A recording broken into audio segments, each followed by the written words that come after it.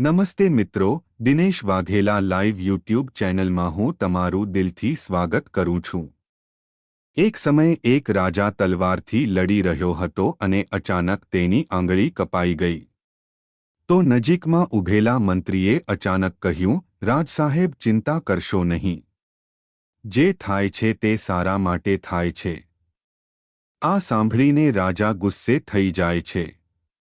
રાજા તે મંત્રીને જેલમાં બંધ કરવાનો આદેશ આપે છે અને કહે છે કે તેને ફાંસી આપવામાં આવે। આ સાંભળીને મંત્રી ગભરાઈ ગયો।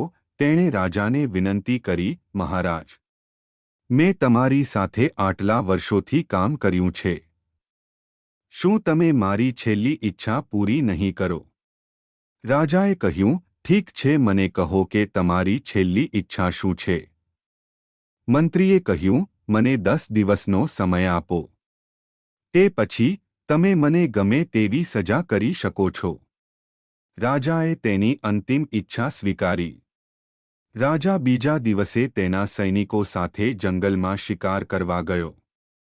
જંગલની મધ્યમાં રાજા તેના સૈનિકોથી અલગ થઈ ગયો અને તેનો માર્ગ ખોવાઈ ગયો। રસ્તો શોધતા શોધતા રાજા વનવાસીઓની વચ્ચે પહોંચી ગયા, જેઓ બલિદાન આપવા માટે કોઈને શોધતા હતા। વનવાસીઓએ રાજાને પકડી લીધો અને તેને જંગલની દેવીને અર્પણ કરવા લઈ ગયા। યજ્ઞની તમામ તૈયારીઓ પૂર્ણ થઈ ગઈ હતી। રાજાને યજ્ઞના સ્થળે લઈ જવામાં આવતા જ ત્યાં ઊભેલા વૃદ્ધે રાજાની તૂટેલી આંગળી જોઈ।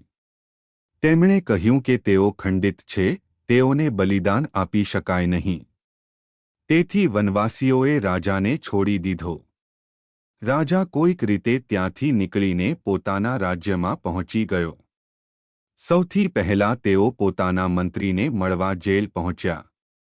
રાજાએ મંત્રીને કહ્યું, તમારી વાત સાચી હતી કે જો મારી આંગળી કપાઈ ન હોત તો હું જીવતો ન હોત, એટલે કે જે થાય છે તે સારા માટે જ થાય છે। રાજાએ ફરીથી પૂછ્યું, તે મારા માટે ફાયદાકારક હતું, પરંતુ તે તમારા માટે કેવી રીતે ફાયદાકારક હતું? મેં તને સજા કરી। મંત્રીએ કહ્યું, હું હંમેશા તમારી સાથે શિકારમાં છું। તે દિવસે પણ હોત, પરંતુ હું ખંડિત ન થયો હોત તો મારી હત્યા કરવામાં આવી હોત।